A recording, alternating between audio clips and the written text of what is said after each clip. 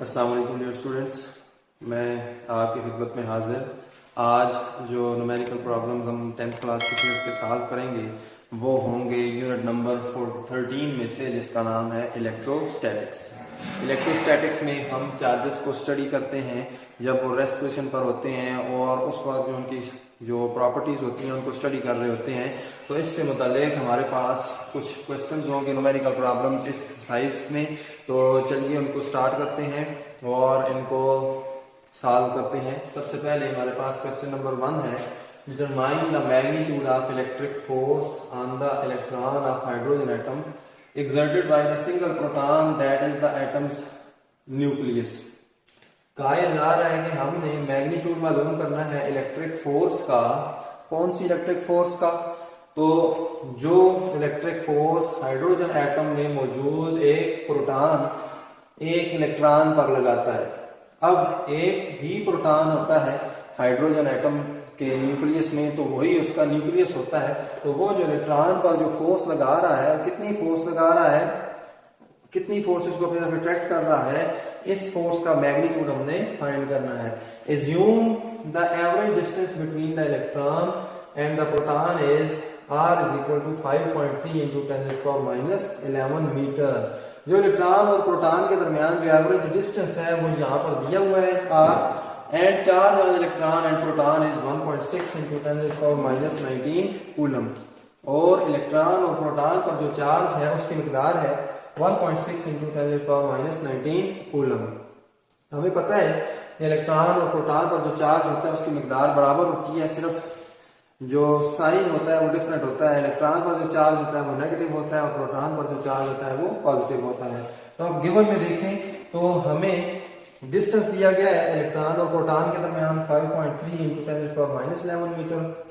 جو Q1 اور Q2 دونوں چارجز ہیں الیکٹران اور پروٹان کے وہ برابر ہیں، اس لیے ان دونوں کو ایکول کر دیا، اور یہ دونوں ایکول ہیں 1.6 into 10⁻⁻19 کولم۔ یہاں پر جب ان کے درمیان ہم فورس فائنڈ کریں گے تو ہمیں ایک کانسٹنٹ کی بھی ضرورت ہوگی جس کو کولمز کانسٹنٹ کہا جاتا ہے، اور K سے ریپرزینٹ کیا جاتا ہے۔ K ایکول ہے 9 into 10⁻9 نیوٹن میٹر اسکوائر پر کولم اسکوائر۔ اور فائنڈ میں ہم نے وہ فورس فائنڈ کرنی ہے F، جو کہ پروٹان الیکٹران کے اوپر لگا رہا ہے۔ تو یہاں پر جو فارمولا یوز ہوگا وہ یوز ہوگا کولمز لا۔ آپ یہ لکھ سکتے ہیں اکارڈنگ ٹو کولمز لا۔ کولم لا کے مطابق جو فورس ہوتی ہے دو چارجز کے درمیان F وہ کس کے ایکول ہوتی ہے؟ وہ ایکول ہوتی ہے K Q1 Q2 divided by R square. K constant ہے، Q1 پہلے چارج پر موجود چارج ہے پروٹان کا، Q2 دوسرے چارج پر موجود چارج ہے جو کہ الیکٹران کا چارج ہوگا، اور R ان دونوں کے درمیان ڈسٹینس ہے، اور یہاں پر R کا کیا ہوگا؟ اسکوائر ہوگا۔ پٹنگ ویلیوز پٹ کریں تو F is equal to K ہے 9 into 10⁻9 ملٹیپلائڈ بائی Q1 ہے 1.6 into 10⁻⁻19 ملٹیپلائڈ بائی Q2 بھی یہی ہے 1.6 into 10⁻⁻19، اور R ہے 5.3 into 10⁻11 R کا اسکوائر ہے تو اس کا ہم ہول اسکوائر لے لیں گے۔ اب اس کو کیسے آگے سالو کرنا ہے تو دیکھیں، 9 کو 1.6 کو اور اس 1.6 کو تینوں کو ملٹیپلائی کریں گے 23.04 آ جائے گا ملٹیپلائڈ بائی۔ اب یہ جو 10⁻9 ہے یہ 10⁻19 ہے، یہ 10⁻19 ہے، ان کو اکٹھے لکھتے ہیں تو 10⁻9 -19 نیچے اسکوائر کو اوپن کریں 5.3 ملٹیپلائڈ بائی 5.3 کریں 28.09 آ جائے گا۔ اسی طرح 10⁻11 کو 2 سے ملٹیپلائی کریں گے، جب اس کا اسکوائر لیں گے تو -22 آ جائے گا۔ اب ان دونوں کو اوپر نیچے ڈیوائڈ کریں، آنسر آئے گا 0.820۔ یہ -19 اور -19 -38 ہوں گے، ان میں سے +9 کو مائنس کریں گے -29 ہو جائیں گے -29، اور یہ جو -22 ہے یہ اوپر جائیں گے تو +22 ہو جائیں گے۔ تو 0.820 into 10⁻29 +22۔ اب اس کو ہم تھوڑے سے اور انداز میں لکھتے ہیں، اسٹینڈرڈ سائن اس کو ہم سائنٹیفک نوٹیشن میں لکھتے ہیں، تو اس کو لکھیں گے 8.2۔ 0 لکھیں نہ لکھیں، یہاں سے پوائنٹ کو ہم ایک ڈیجٹ رائٹ سائڈ پہ اٹھا کر لے کے گئے 8.2، تو جب ہم پوائنٹ کو بائیں سے دائیں لے کر جاتے ہیں تو 10 کی جو پاور ہوتی ہے وہ مائنس میں آ جاتی ہے، تو ایک ڈیجٹ لے گئے ہیں تو 10⁻⁻1 ملٹیپلائڈ بائی -29 +22 جو ہوں گے وہ -7 ہو جائیں گے۔ 8.2 इंटू ये -1 और -7 -8 हो जाएंगे। तो जो हमारे पास फोर्स आएगी उसका जो मैग्नीट्यूड होगा वो क्या होगा, F is equal to 8.2 into 10⁻⁸ newton. ये वो फोर्स की मिकदार है जो कि प्रोटॉन इलेक्ट्रॉन के ऊपर लगा रहा है और जिस वजह से सेंट्रीपिटल फोर्स पैदा हो रही है और इलेक्ट्रॉन उस प्रोटॉन या न्यूक्लियस के गिर्द रिवॉल्व करने पर मजबूर है। इसके बाद क्वेश्चन नंबर 2 पे आते हैं। A 5 microcoulomb point charge is placed 20 centimeter from a 10 microcoulomb point charge। दो चार्जेस के बारे में बात हो रही है। एक है 5 माइक्रोकूलम पॉइंट चार्ज, ये एक दूसरे चार्ज से जो कि है 10 माइक्रोकूलम पॉइंट चार्ज उससे 20 सेंटीमीटर के फासले पर पड़ा हुआ है, यानी दोनों चार्जेस के दरमियान जो डिस्टेंस है वो 20 सेंटीमीटर है। फाइंड क्या करना है, ए में calculate the force experienced by the 5 microcoulomb charge. अब जो 10 माइक्रोकूलम चार्ज 5 माइक्रोकूलम चार्ज पर जो फोर्स लगाएगा वो फोर्स कैलकुलेट करनी है। बी है what is the force on the 10 microcoulomb charge. 10 microcoulomb charge पर जो 5 माइक्रोकूलम चार्ज फोर्स अप्लाई करेगा वो फोर्स फाइंड करनी है। What is the field strength 20 centimetre from the 10 microcoulomb point charge. जो हमारे पास 10 माइक्रोकूलम पॉइंट चार्ज है इससे 20 सेंटीमीटर के फासले पर इसकी हमने फील्ड स्ट्रेंथ कैलकुलेट करनी है कि 20 सेंटीमीटर के फासले पर ये दूसरे किसी भी चार्ज के ऊपर कितनी फोर्स लगा सकेगा, वो उसकी फील्ड स्ट्रेंथ होगी, वो हमने फाइंड करनी है। तो गिवन में देखें Q1 है 5 माइक्रोकूलम, माइक्रो होता है 10⁻⁶ के, तो 5 into 10⁻⁶ coulomb, C for coulomb. Q2 जो है वो 10 माइक्रोकूलम है, 10 मल्टीप्लाइड बाई 10⁻�6 कूलम। R जो इन दोनों के दरमियान डिस्टेंस है 20 सेंटीमीटर और 20 डिवाइडेड बाई 100 करेंगे तो 0.2 मीटर आ जाएगा डिस्टेंस। फाइंड क्या करना है, F21 फाइंड करना है। ये 21 नहीं है, इसको क्या पढ़ेंगे F21, force exerted by A charge exerted by charge 1 on the charge 2, यानी जो चार्ज 1 दूसरे चार्ज पर जो फोर्स एक्सर्ट करता है उसको F21 कहते हैं, वो फाइंड करनी है। दूसरे नंबर पर F12 फाइंड करनी है, जो फोर्स दूसरा चार्ज पहले चार्ज पर फोर्स एक्सर्ट करेगा। 10 माइक्रोकूलम वाला 5 माइक्रोकूलम वाले चार्ज पर जो फोर्स एक्सर्ट करेगा वो F12 होगी, और जो फील्ड स्ट्रेंथ होगी दूसरे चार्ज की 10 माइक्रोकूलम चार्ज की वो E है, वो भी कैलकुलेट करनी है। पहले के लिए जो फार्मूला होगा वो कूलम्स लॉ यूज करेंगे। F21 is equal to K Q1 divided by R²। Values put करते हैं, K है 9 इंटू 10⁻⁹ मल्टीप्लाइड बाई Q1 है 5 इंटू 10⁻�6 मल्टीप्लाइड बाई Q2 है 10 मल्टीप्लाइड बाई 10⁻�6 और R है 0.2 का स्क्वायर। अब 9 को 5 को 10 को सबको मल्टीप्लाई करते हैं 450 आएगा। ये 10 की जो पावर्स हैं इनको इकट्ठे लिख लेते हैं, +9 -6 +9 -6 डिवाइडेड बाई 0.2 का स्क्वायर लेंगे 0.04 आ जाएगा। 450 को 0.04 से डिवाइड करेंगे, ये आएगा 11,250 मल्टीप्लाइड बाई ये -6 और -6 -12 हो जाएंगे, -12 +9 -3 हो जाएगा।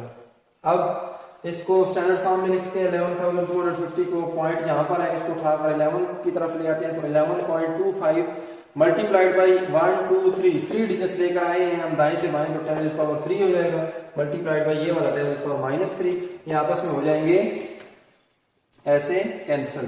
तो 11.25 न्यूटन ये वो फोर्स होगी जो कि 5 माइक्रोकूलम चार्ज 10 माइक्रोकूलम के चार्ज पर लगा रहा होगा। अब दूसरी हमने F12 फाइंड करनी है, यानी दूसरा जो चार्ज है वो पहले चार्ज पर कितनी फोर्स लगा रहा होगा। तो सेंस चूंकि F12 is equal to F21, जितनी पहले दूसरे पर फोर्स लगाता है उतनी दूसरा भी पहले चार्ज पर फोर्स लगाता है, दोनों फोर्सेस इक्वल होती हैं, इसलिए जो F12 होगा वो भी इस F21 के इक्वल होगी और वो कितना है 11.25 न्यूटन। तो ये F12 इस तरह आसानी से फाइंड हो जाएगा। तीसरे नंबर पर फील्ड स्ट्रेंथ हमने फाइंड करनी है दूसरे चार्ज की जो कि है 10 माइक्रोकूलम का, तो वो उसके लिए जो फोर्स आई है दूसरे चार्ज की वो F12 है divided by Q। Electric field strength का जो फार्मूला होता है वो क्या होता है, force per unit positive charge, तो फोर्स है F12 डिवाइडेड बाई Q। अब F12 जो यहाँ से निकले 11.25 है और चार्ज हमारे पास कौन सा है, दूसरा है 10 माइक्रोकूलम का, तो इसको हम लिख देते हैं Q2 और वो है 10 इंटू 10⁻⁶। 11.25 को 10 से डिवाइड करें 1.125 माइनस 6 ऊपर जाएगा तो प्लस 6 हो जाएगा, तो इलेक्ट्रिक फील्ड स्ट्रेंथ जो होगी वो आएगी 1.125 इंटू 10 टू पावर माइनस 6, और इसकी हमने यूनिट भी लिखनी है, यूनिट को नहीं भूलना, तो क्या होगी न्यूटन पर मीटर, फोर्स है न्यूटन, क्यू है न्यूटन पर कूलम, सॉरी, तो इसकी जो हमारे पास आएगी यूनिट वो होगी न्यूटन पर कूलम। जी तो डियर स्टूडेंट्स, उसके बाद है हमारे पास क्वेश्चन नंबर 3 इस यूनिट नंबर 13 इलेक्ट्रोस्टैटिक्स का। In a certain region of space, एक खास जगह पर, a uniform electric field has a magnitude of 4.60 into 10 to the power 4 Newton पर कूलम। जो इलेक्ट्रिक फील्ड है, यूनिफॉर्म इलेक्ट्रिक फील्ड, उसका जो मैग्नीट्यूड है वो इतना है 4.60 into 10 to the power 4 Newton पर coulomb, and points in the positive x direction, और इस इलेक्ट्रिक फील्ड की जो डायरेक्शन है वो पॉजिटिव एक्स डायरेक्शन में है। जिस तरह ये देखिए आप इस डायरेक्शन में समझें, ये है पॉजिटिव एक्स डायरेक्शन। अब find the magnitude and direction of the force this field exert on a charge of, हमने दो चीजें मालूम करनी है इस इलेक्ट्रिक फील्ड की, कि ये जो इलेक्ट्रिक फील्ड है ये जो फोर्स एक्सर्ट कर रही है इसका मैग्नीट्यूड और इसकी डायरेक्शन हमने फाइंड करनी है। किसके ऊपर फोर्स एक्सर्ट कर रही है, तो दो तरह के चार्जेस हैं, एक है प्लस 2.80 माइक्रोकूलम और दूसरा है माइनस 9.30 माइक्रोकूलम। इन दोनों चार्जेस के ऊपर जो electric field electric force exert कर रही है, इस इलेक्ट्रिक फोर्स का मैग्नीट्यूड भी हमने फाइंड करना है, और साथ साथ ये भी बताना है कि ये किस डायरेक्शन में फोर्स एक्सर्ट हो रही है, इनके ऊपर तो डायरेक्शन भी बतानी है। अब गिवन में देखें सॉल्यूशन के अंदर, तो इलेक्ट्रिक फील्ड का जो मैग्नीट्यूड है वो है 4.60 into 10 to the power 4 Newton पर कूलम। जो पहला चार्ज है वो पॉजिटिव चार्ज है, 2.80 माइक्रोकूलम है, माइक्रो को 10 to the power minus 6 में कन्वर्ट कर देंगे, और Q2 जो है वो माइनस 9.30 माइक्रोकूलम है, इसको लिखेंगे minus 9.30 into 10 to the power minus 6 coulomb. Find क्या करना है, तो F1 फाइंड करनी है। F1 क्या है, पहले चार्ज के ऊपर लगने वाली Q1 के ऊपर लगने वाली फोर्स है, और F2 हमने फाइंड करनी है दूसरे चार्ज के ऊपर लगने वाली जो फोर्स है इलेक्ट्रिक फील्ड की वजह से। साथ साथ ही हम इनकी डायरेक्शन भी बता देंगे कि किस डायरेक्शन में ये फोर्सेस एक्ट कर रही हैं। फार्मूला जो होगा वो इलेक्ट्रिक फील्ड इंटेंसिटी का यूज करेंगे, as E is equal to F1 divided by Q1, क्योंकि फोर्स भी पहले चार्ज पर लग रही है F1 और चार्ज हम पहला ले रहे हैं तो Q1। अब F1 फाइंड करना है, तो F1 इज इक्वल टू, ये Q1 के साथ आकर मल्टीप्लाई हो जाएगा Q1E, वैल्यूज पुट करें, Q1 है 2.80 into 10 to the power minus 6 multiplied by E है 4.60 into 10 to the power 4। 2.80 को 4.60 को मल्टीप्लाई करेंगे 12.88 आएगा, 10 to the power minus 6 को 10 to the power 4 में ऐड करेंगे, माइनस 6 प्लस 4, तो माइनस 6 प्लस 4 जो होते हैं वो माइनस 2 होते हैं, तो फोर्स जो पहली आएगी वो आएगी 12.88 into 10 to the power minus 2 Newton. ये इस फोर्स का मैग्नीट्यूड है। इस फोर्स की डायरेक्शन क्या होगी, तो देखें ये जो चार्ज है ये पॉजिटिव चार्ज है, और पॉजिटिव चार्ज के ऊपर जो फोर्स लगेगी वो रिपल्सिव फोर्स लगेगी। इलेक्ट्रिक फील्ड एक्स डायरेक्शन में है तो इसके ऊपर भी उसी डायरेक्शन में फोर्स लगेगी, तो इसकी जो डायरेक्शन होगी वो होगी this force is directed along positive x axis, ये इसी डायरेक्शन में इसके ऊपर फोर्स लग रही होगी पॉजिटिव एक्स एक्सिस की ही डायरेक्शन में, जिस डायरेक्शन में हमारे पास इलेक्ट्रिक फील्ड होगी जो कि फ्रॉम पॉजिटिव टू नेगेटिव होती है। तो पॉजिटिव चार्ज के ऊपर जो फोर्स लगेगी वो अलोंग पॉजिटिव एक्स एक्सिस ही होगी। दूसरे नंबर पर अब E जो है वो दूसरे चार्ज के ऊपर हमने उसका फॉर्मूला लिखना है, E is equal to F2 divided by Q2, इसके ऊपर लगने वाली जो फोर्स होगी वो F2 is equal to Q2E हो जाएगी। अब Q2 जो है वो माइनस में है, minus 9.30 into 10 to the power minus 6 multiplied by E S 4.60 into 10 to the power 4। अब ये दोनों आपस में मल्टीप्लाई होंगे, 9.30 into 10 to the power minus into 4.60, तो आंसर आएगा माइनस 42.78 मल्टीप्लाइड बाई माइनस 6 और प्लस 4, तो एक साथ हम लिख देंगे। अब minus 42.78 multiplied by minus 6 plus 4 minus 2 हो जाएंगे। क्या करते हैं, पॉइंट को उठाकर इस साइड पे ले आते हैं, तो 0.42 मल्टीप्लाइड बाई ये 0.2 डिजिट इधर आए तो 10⁻2 मल्टीप्लाइड बाई ये 10⁻2, तो +2 और -2 10 की जो पावर है ये कैंसिल हो जाएगी, तो आंसर आएगा F2 is equal to -0.42 Newton. अब ये देखें इसके साथ साइन कौन सा है, माइनस का साइन है। इसका मतलब ये है कि इस पर जो फोर्स लगेगी ये अपोजिट डायरेक्शन में लगेगी इलेक्ट्रिक फील्ड के, और ये जो फोर्स लगेगी वो होगी this force is directed along negative x axis, यानी कि इस डायरेक्शन में टुवर्ड्स द नेगेटिव एक्सिस इसके ऊपर क्या होगी जी, फोर्स एक्ट करेगी। तो ऐसी सूरत में जो फोर्स होगी वो इस फोर्स के अपोजिट डायरेक्शन में एक्ट कर रही होगी। तो इस क्वेश्चन में हमने दो चार्जेस के ऊपर जो लगने वाली फोर्स थी एक इलेक्ट्रिक फील्ड की वजह से, और उन दोनों की जो डायरेक्शंस थी वो हमने फाइंड की। क्वेश्चन नंबर 4 को सॉल्व करते हैं। The potential difference between 2 points is 110 volt. दो पॉइंट्स के दरमियान जो पोटेंशियल डिफरेंस है वो 110 वोल्ट है। When an unknown charge is moved between these 2 points, जब इन दोनों पॉइंट्स के दरमियान जिनके दरमियान पोटेंशियल डिफरेंस 110 वोल्ट है, इनके दरमियान एक अननोन चार्ज को मूव करवाया जाता है, the work done is 550 joule. तो 550 जूल जो है वो काम करना पड़ता है। What is the amount of charge, तो अब हमने फाइंड करना है कि ये जो चार्ज होगा इसकी क्या मिकदार होगी, इसका मैग्नीट्यूड हमने फाइंड करना है। सॉल्यूशन में आते हैं गिवन पर, तो वोल्टेज जो है या पोटेंशियल डिफरेंस है वो 110 वोल्ट है, जो वर्क डन हो रहा है चार्ज के ऊपर वो 550 जूल्स है। तो फाइंड में हमने एक चार्ज फाइंड करना है कि कितना चार्ज होगा। फार्मूला इसके लिए पोटेंशियल डिफरेंस का हम यहाँ पर यूज करेंगे, work done on a unit positive charge to move it from one point to another point against the electric field is called the potential difference. तो ये है V equal to W divided by Q। Q find करना है, V को Q की जगह पर ले जाएंगे, Q को V की जगह पर, Q is equal to W divided by V। Putting values put करेंगे तो Q is equal to W है 550 और V है 110, 0 0 के साथ कैंसिल हो जाएगा, 11 1 is 11, 11 5 are 55। तो 5 कूलम जो है ये उस चार्ज की मकदार होगी जिसको दो पॉइंट्स के दरमियान मूव करवाया जाएगा। उन दो पॉइंट्स के दरमियान जिनके दरमियान पोटेंशियल डिफरेंस जो है वो 110 वोल्ट होगा, और मूव करवाने के लिए 550 जूल जो है वो वर्क डन रिक्वायर होगा। उसके बाद क्वेश्चन नंबर 5 है, the capacitance of a capacitor is 3200 picofarad. एक कैपेसिटर है जिसकी कैपेसिटेंस है 3200 picofarad. If the potential difference PD, short form में मैंने लिखा potential difference between its plates is 220 volt, what is the charge on each of its plates. अगर इस capacitor की प्लेट्स के दरमियान जो पोटेंशियल डिफरेंस हो वो 220 वोल्ट हो, तो हर कैपेसिटर की प्लेट के ऊपर चार्ज कितना होगा, तो चार्ज की मिकदार हमने मालूम करनी है। गिवन में देखें कैपेसिटेंस 3200 पिकोफैरड है, पिको 10⁻12 के इक्वल होता है, तो इसको लिख देंगे 3200 मल्टीप्लाइड बाई 10⁻12 फैरड। फैरड इसकी यूनिट कैपेसिटेंस की, कैपेसिटेंस C से रिप्रेजेंट किया जाता है। जो पोटेंशियल डिफरेंस है V वो 220 वोल्ट है। फाइंड क्या करना है, हर कैपेसिटर की प्लेट के ऊपर चार्ज हमने फाइंड करना है, और चार्ज को कैपिटल Q से यहाँ पर रिप्रेजेंट किया जाएगा। फार्मूला क्या है, कैपेसिटेंस का जो फार्मूला होता है वो क्या होता है, Q इज इक्वल टू, ये कैपेसिटर का जो फार्मूला है वो है Q is equal to CV के। तो Q ही फाइंड करना है, वैल्यूज पुट करें, C है 3200 multiplied by 10⁻12 multiplied by V है 220।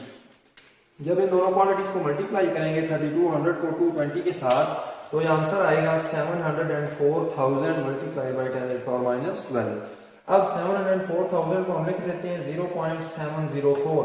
पॉइंट को यहाँ से उठाकर यहाँ पर ले आते हैं, पॉइंट यहाँ पे है, इसको उठाकर यहाँ पे लाते हैं, कितने डिजिट्स लेकर आते हैं 1 2 3 4 5 6, तो 0.704 मल्टीप्लाइड बाई 10⁻6 हो जाएगा। हम लेकर आ रहे हैं इसको राइट से लेफ्ट, पावर पॉजिटिव होगी, मल्टीप्लाइड बाई 10⁻12।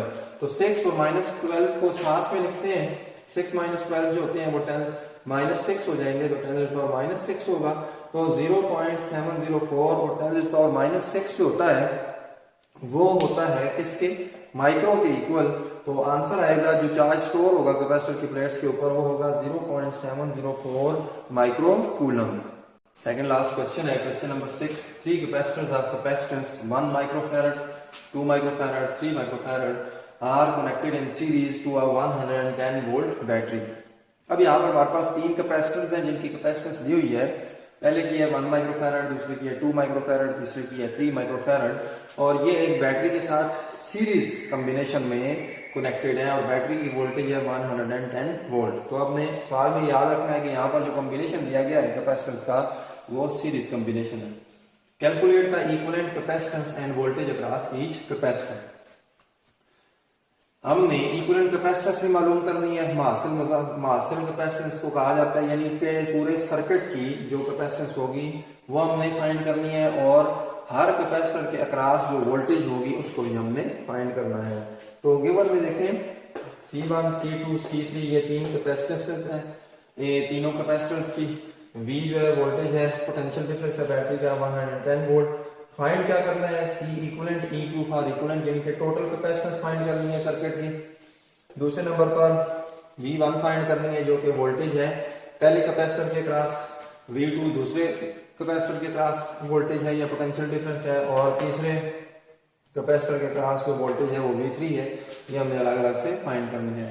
फार्मूला जो इक्विवेलेंट कैपेसिटेंस का होगा वो सीरीज कॉम्बिनेशन के लिए याद रखना है आपने. वो क्या होता है, 1/C equivalent is equal to 1/C1 plus 1/C2 plus 1/C3. तो 1/C1 1 है, 1/C2 2 है, प्लस 1/C3 जो है वो 3 है. 1, 2 और 3 का एलसीएम 6 आएगा. तो ऊपर आएगा 1 into 6, 6 1 is 6 plus 2 3 are 6, 3 1 is 3 plus 3 2 are 6, 2 1 is 2. 6 3 9 और 2 11/6 हो जाएगा. इसका रेसिप्रोकल ले ले दोनों साइडों पे. 1/C इक्विवेलेंट जाएगा ऊपर वाली साइड पे, C equivalent is equal to ये उलट हो जाएगा 11/6, 6/11 होगा. 6/11 जब आप सॉल्व करेंगे, डिवाइड करेंगे, इक्विवेलेंट कैपेसिटेंस आएगी वो आएगी 0.54 माइक्रोफैरड. ये टोटल इस सर्किट की कैपेसिटेंस होगी. तो इक्विवेलेंट कैपेसिटेंस जो सीरीज कॉम्बिनेशन होता है उसमें हमेशा जो छोटी से छोटी कैपेसिटेंस भी होती है उससे भी इक्विवेलेंट कैपेसिटेंस क्या आती है हमारे पास, कम आती है. दूसरे नंबर पर हमने V1, V2, V3 फाइंड करने हैं, उसके लिए हमें चार्ज चाहिए. तो चार्ज फाइंड करने के लिए हम क्या लिखेंगे, Q is equal to C equivalent multiplied by V. अब सीरीज कॉम्बिनेशन है, सीरीज कॉम्बिनेशन में जो चार्ज पहले कैपेसिटर पर होता है उतना ही चार्ज दूसरे पर भी होता है, उतना ही तीसरे पर भी होता है, तो सब पर चार्ज बराबर होता है. तो Q हम फाइंड करते हैं, C equivalent 0.54 multiplied by V हमारे पास आया है 110. माइक्रो की वैल्यू हम यहाँ पर नहीं ले रहे क्योंकि आगे हम इसको नहीं लेंगे, तो हमें यहाँ पर इसको लिखने की जरूरत नहीं है क्योंकि हमारी कैलकुलेशन इससे मुश्किल होगी. तो इन दोनों को मल्टीप्लाई किया तो टोटल चार्ज जो होगा तीनों कैपेसिटर पर वो 60 कूलम होगा, यानी हर कैपेसिटर पर 60 कूलम चार्ज होगा और तीनों पर बराबर होगा. अब वोल्टेज अक्रॉस C1, पहले कैपेसिटर के अक्रॉस वोल्टेज को फाइंड करते हैं. तो Q1 is equal to C1 V1 होगा. अब Q1 चूंकि लिखा हुआ है बट Q1 Q2 Q3 आपस में बराबर हैं, तो आप Q1 Q2 Q3 नहीं लिखते बल्कि सिर्फ क्या लिखते हैं, हम Q लिखते हैं. तो लिखेंगे V1 is equal to Q divided by C1. V1 find करना है, उसको लेंगे लेफ्ट हैंड साइड पे. C1 इसके साथ मल्टीप्लाई हो रहा है, इधर Q1 की जगह Q लिखकर C1 से इसको डिवाइड कर दिया. Q है हमारे पास 60, C1 है 1. तो देखें ये भी इसका माइक्रो 10⁻⁶, इसका भी माइक्रो 10⁻⁶ कैंसिल हो जाएगा, इसलिए हमने इनको लिखा ही नहीं है. तो 60 डिवाइड बाई 1 60 वोल्ट ये है पोटेंशियल डिफरेंस या वोल्टेज अक्रॉस कैपेसिटर 1. इसी तरह V2 के लिए Q डिवाइड बाई C2 होगा, 60 डिवाइड बाई 2 करेंगे 30 वोल्ट आ जाएगा. तीसरे जो कैपेसिटर है उसके जो क्रॉस वोल्टेज होगी वो होगी Q डिवाइडेड बाई C3, और Q 60 है, C3 3 है, तो 60 डिवाइड बाई 3 करेंगे तो 20 वोल्ट ये तीसरे कैपेसिटर के क्रॉस वोल्टेज आ जाएगी. तो इस तरह जो इस सीरीज सर्किट में तीन कैपेसिटर्स थे उनकी हमने इक्विवेलेंट कैपेसिटेंस भी फाइंड की, और हर कैपेसिटर के अक्रॉस जो वोल्टेज है उसको भी हमने अलग अलग से फाइंड कर दिया. अजीज तलबा, ये इस एक्सरसाइज का आखिरी न्यूमेरिकल है, question number 7. Two capacitors of capacitance 2 picofarad and 3 picofarad are connected in parallel to a 9 volt battery. दो कैपेसिटर्स हैं, दोनों की कैपेसिटेंसेस दी हुई हैं 2 पिकोफैरड और 3 पिकोफैरड. ये पैरेलल कनेक्टेड हैं एक 9 वोल्ट बैटरी के साथ. Calculate the equivalent capacitance and the charge on each capacitor. हमने इन दोनों कैपेसिटर्स की इक्विवेलेंट कैपेसिटेंस भी फाइंड करनी है और साथ साथ हर कैपेसिटर के ऊपर जो चार्ज होगा उसकी मिकदार भी फाइंड करनी है.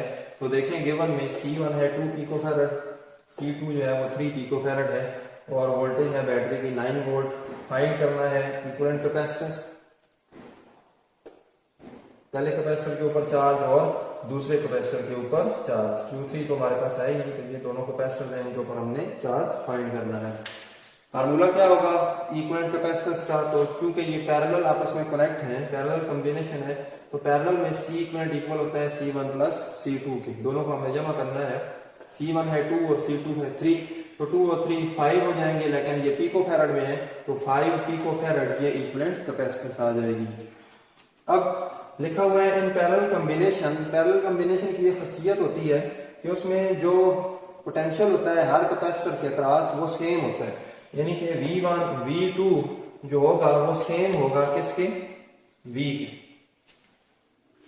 अब Q1 हमने फाइंड करना है, तो यही कैपेसिटर की इक्वेशन है, Q1 is equal to C1 V1 होगा।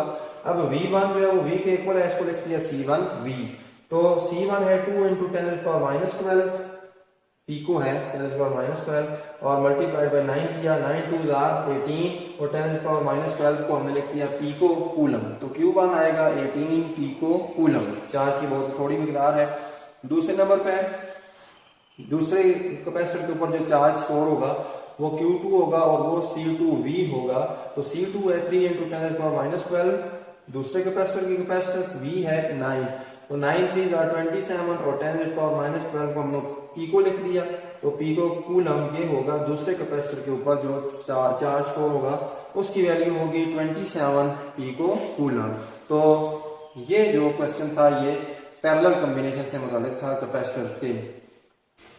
पूरी एक्सरसाइज के इस यूनिट नंबर जो 13 है हमारे पास इलेक्ट्रोस्टैटिक्स, इसके टोटल न्यूमेरिकल प्रॉब्लम जो है वो 7 हैं, उनको हमने अलग अलग से बड़ी डिटेल से सॉल्व किया है और मैं उम्मीद करता हूँ आपसे कि आपको बिल्कुल भरपूर तरीके से समझ आ गई होगी। अगर कहीं से आपको समझ नहीं भी आती तो बार बार वीडियो को देखें और इसको देखते हुए इसको अच्छे तरीके से समझें, ताकि आपके जो एग्ज़ाम आ रहे हैं आगे इसमें ये आपको काम आ सके। Thank you.